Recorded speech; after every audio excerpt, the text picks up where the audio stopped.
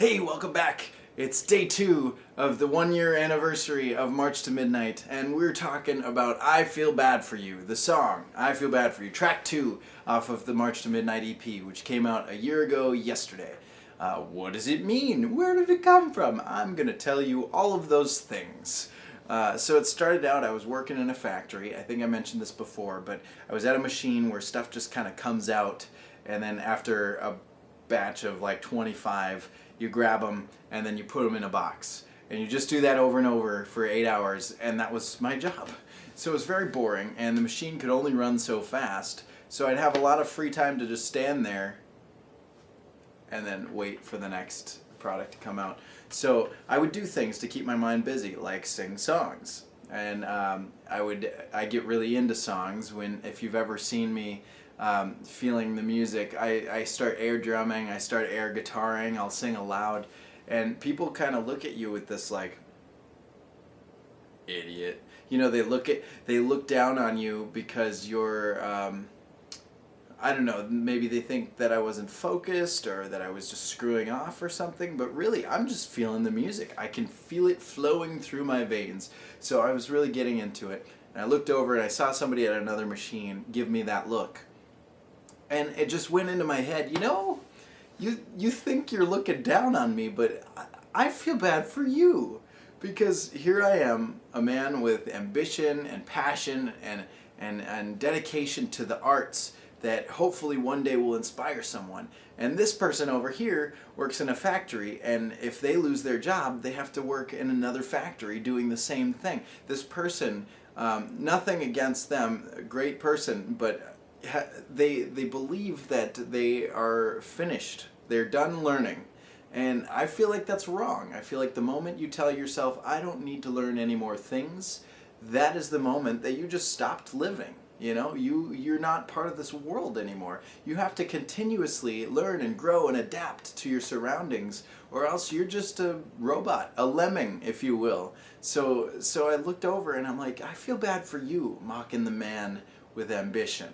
And just the way that I said it in my head, I knew there was a beat to it right away. And I grabbed a pad and I wrote it down because I'm like, this is a lyric. And right away I had the second line, laughing as you stand, yet you never try to mend your condition. You know, this is a and I was like, okay, this is a song.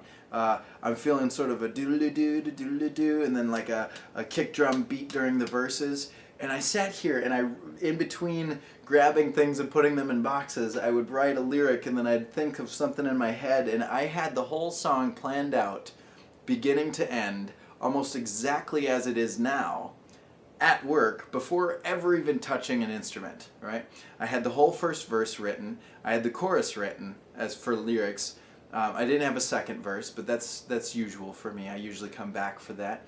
And I didn't have, I didn't know exactly what notes were going to be played, but I could tell in my head that it was going to be like doodle-doo, doodle-doo, doodle-doo, doodle-doo, and I was humming something along that lines. So I had to come home and figure it out. I had to learn my own songs. I picked up the guitar and I had to teach myself how to play the thing that I had been playing in my head for hours.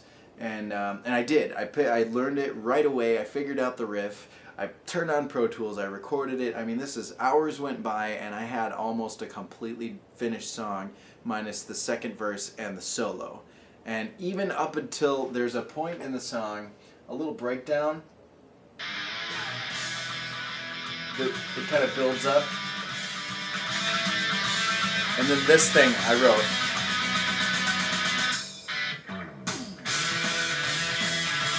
I call that the oops breakdown. There's a cymbal hit, a splash cymbal on 1.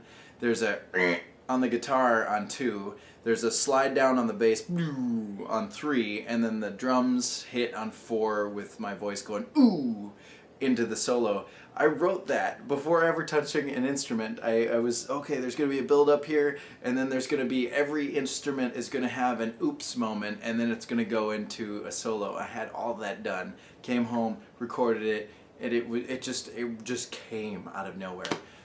So the meaning of the song is, as I said, it's kind of from the perspective of someone who's been looked down on, realizing that it's the people looking down on him that are the ones that need to step out of the line and try something new.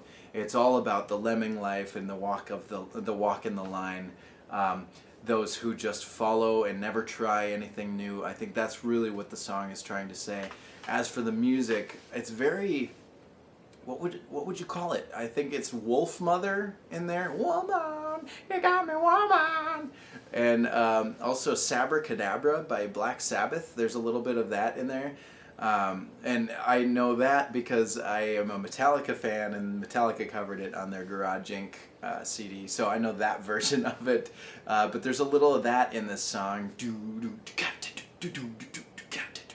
The little break, the pre-verse, or the pre-chorus, I mean. So yeah, that's basically it for the music. It's kind of a mixture between Sabbath, Wolfmother, Metallica, I don't know, Muse maybe? I don't really know where the music comes from. I mean, it's a mixture of several things. Definitely hard rock, and the song is about is about growing and learning and feeling bad for someone who doesn't. So that's about it. I Feel Bad for You. Track 2 on the March to Midnight EP. I hope you love it, because I love it. I love it, baby. See you on the next video.